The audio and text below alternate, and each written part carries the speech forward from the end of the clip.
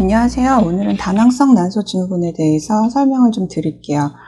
요새는 다낭성 난소 증후군이라는 말을 많이 들어들 보셨을 것도 같아요.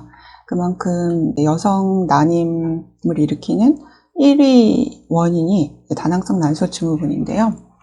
영어로는 폴리시스틱 오바리안 신드롬이라고 합니다. 생리가 불규칙하거나 아니면 몇 개월간 생리를 안 하거나 아니면은 정기 검진을 하거나 했을 때 난소 모양이 좀 이상하다고 설명을 들으신 분들도 있을 거예요. 그래서 다낭성 난소 증후군의 이제 초음파 모양을 보여드릴게요.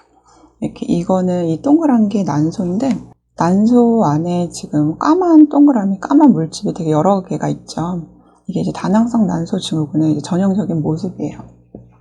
원래 정상적인 난소는 안에 까만 물집이 1개 또는 2개가 있는 게 정상이에요. 이걸 난포라 그래서 보통 생리 사이클에 조그마한 난포가 자라나서 이게 커지면 터지면서 난자를 배출하고 그리고 없어집니다. 그게 이제 한 번의 생리 사이클에 일어나는 일이고요.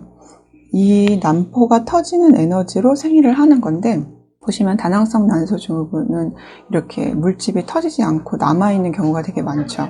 그러니까 몸 안에 에너지가 부족해서 난포를 터뜨리지도 못하고 제대로 된 생리를 할 수가 없는 상태예요. 그리고 또 제일 문제는 이 난포가 터져야지 난자가 배출이 되는데 난자가 제대로 배출이 되지 못하고 계속 몸 안에 남아있는 상태인 거예요.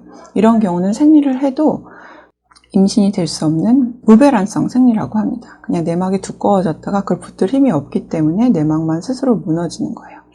그래서 진정한 생리가 아니고 가짜 생리라고 볼 수가 있죠. 그 이유는 이제 설명을 드리자면은 다낭성 난소의 원인은 굉장히 많을 수밖에 없어요. 왜냐면은 우리 몸에 콜레스테롤이 들어와서 이렇게 여러 가지 단계를 거쳐야지만 여성 호르몬으로서 몸 안에서 작용을 하게 됩니다. 프로게스테론이나 에스트로겐은 우리가 많이 들어본 여성 호르몬이죠. 근데 여러 가지 단계 중에서 어딘가가 막히기만 해도 어딘가 한 군데만 막히기만 해도 정상적인 난자 배출이나 배란이 일어나지 않을 수가 있어요.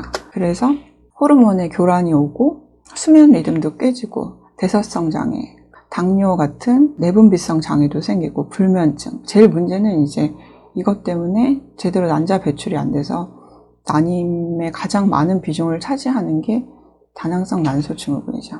그래서 계속 피로하고 몸은 살찌고 악순환을 몸을 걷게 돼요. 그래서 이런 경우는 이 몸에서 어느 단계에서 호르몬이 지금 막혔는지를 전체 피검사를 통해서 어느 계단이 막혔는지를 알아내서 거기에 맞춰서 치료를 하는 게 필요합니다.